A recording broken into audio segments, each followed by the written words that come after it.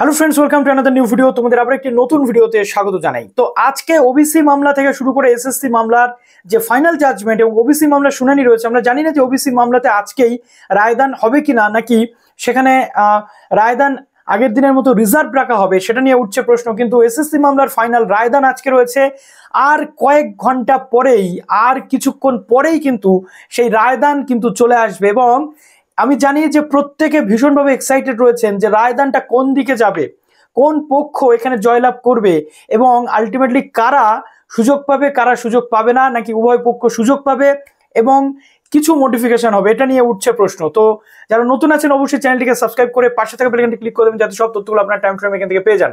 তো দেখুন, এখানে ডু অর ডাই সিচুয়েশন কিন্তু তৈরি হয়েছে অলমোস্ট, যেটা আমরা দেখতে পাচ্ছি সুপ্রিম কোর্টে এই মামলা দীর্ঘদিন ধরে চলা, হাইকোর্ট থেকে প্যানেল বাতিল, তারপরে সুপ্রিম কোর্টে সেই প্যানেল বাতিল এবং পরবর্তীতে ফ্রেশ রিক্রুটমেন্টের নোটিফিকেশন আসা, এবং সেই ফ্রেশ রিক্রুটমেন্টের নোটিফিকেশন আসার পরবর্তীতে আবার একের পর এক যে মামলাগুলো রয়েছে, আবার চ্যালেঞ্জ মামলা, রিভিউ মামলা বা রিভিউ পিটিশন, একাধিক জিনিস এর সাথে ইনক্লুডেড রয়েছে। তার মধ্যে আমরা যেটা দেখতে পাচ্ছি, সিঙ্গেল বেঞ্চের যে বিষয়গুলো ছিল তারপরে সেটা ডিভিশন বেঞ্চে আসলো। একের পর এক টেনশন, একের পর এক চিন্তার মধ্যে দিয়ে বিশেষ করে নতুন ক্যান্ডিডেট থেকে পুরনো ক্যান্ডিডেট সবাই কিন্তু যাচ্ছেন। পুরনোরা কিন্তু চাইছেন যে নতুনরা এই যে নিয়োগ প্রক্রিয়া, সেই নিয়োগ প্রক্রিয়াতে না থেকে নতুনদের জন্য সেপারেট একটা নিয়োগ প্রক্রিয়া থাকুক এবং রুলস যেটা রয়েছে সেই অনুযায়ী হোক। 2016 যে রুলস রয়েছে সেটা, টিচিং এক্সপিরিয়েন্স যেটা সেটা 10 নম্বর বাদ যাক, এজ রিল্যাক্সেশন যারা 16 সবাই রয়েছে তারা পাক। তেমনি ভাবে আবার যেটা সিচুয়েশন নতুনরা চাইছে, লাস্ট 9 ইয়ার্স যেহেতু পরীক্ষা হয়নি, একটা পরীক্ষার সুযোগ এসেছে, যেহেতু গভর্নমেন্ট সুযোগ দিচ্ছে তারা সেই সুযোগটাকে কাজে লাগাতে চায় এবং একই সাথে এই পরীক্ষাটা হোক এটা তারা চায়। কিন্তু তাদের আবার বক্তব্য যে 10 নম্বর যে টিচিং এক্সপিরিয়েন্স সেটা দিলে কিন্তু চলবে না, তার কারণ এটা দিলে এক প্রকার বলতে গেলে এন্ট্রি লেভেলে তারা পিছিয়ে থাকবে। আর এই উভয় পক্ষের যে একটা কোলাপস যে সিচুয়েশন, এই সিচুয়েশনে মামলা হয় এবং সেই মামলার পরবর্তীতে গেজেট বাতিল হচ্ছে কি না হচ্ছে সেটা আজকে আমরা দেখব। এবং আমি আপনাদের বলবো, যাই কিছু হোক, বি পজিটিভ, স্টে পজিটিভ। আমাদের প্রত্যেককে কিন্তু এই মুহূর্তে পজিটিভ থাকার সময়, ভেঙে পড়লে চলবে না। এতদিন ধরে আমরা যে পড়াশোনাটা করছি সেই পড়াশোনাটা কিন্তু কন্টিনিউ করতে হবে। আশা করব কাউকে বঞ্চিত করা হবে না। সংবিধানের যে রুলস অনুযায়ী যেটা অ্যাপ্রোপ্রিয়েট হবে, যেটা বিচারপতিরা অ্যাপ্রোপ্রিয়েট মনে করবেন, যেটা নিয়ম অনুযায়ী, যেটা একেবারে বলতে গেলে ন্যাচারাল জাস্টিস, সেই অনুযায়ী যাতে সবকিছু হয় সেটাই আমরা প্রার্থনা করব।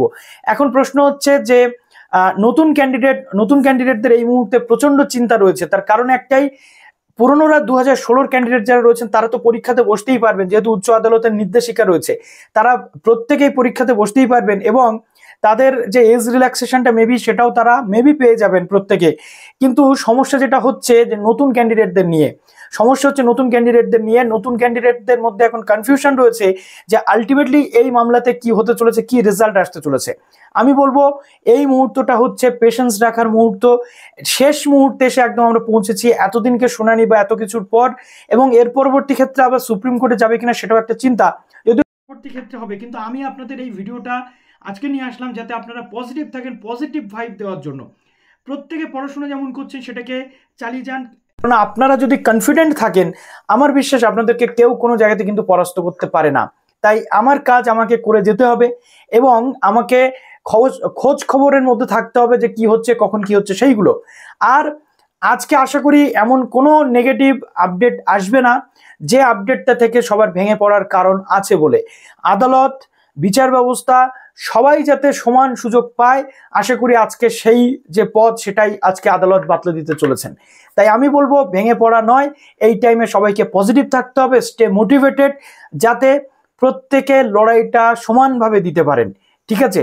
এবং পরবর্তী ক্ষেত্রে যদি কোনো নেগেটিভ এনিথিং, আমি বলছি ইফ এনিথিং ইজ দেয়ার, তাহলে আমি আপনাদের বলবো যে তার পরবর্তী ক্ষেত্রে কি কি প্রসিডিওর আছে, কি কি ব্যবস্থা নেওয়া যেতে পারে, সেগুলো নিয়ে আমরা একসাথে পরবর্তী ক্ষেত্রে ডিসকাস করব।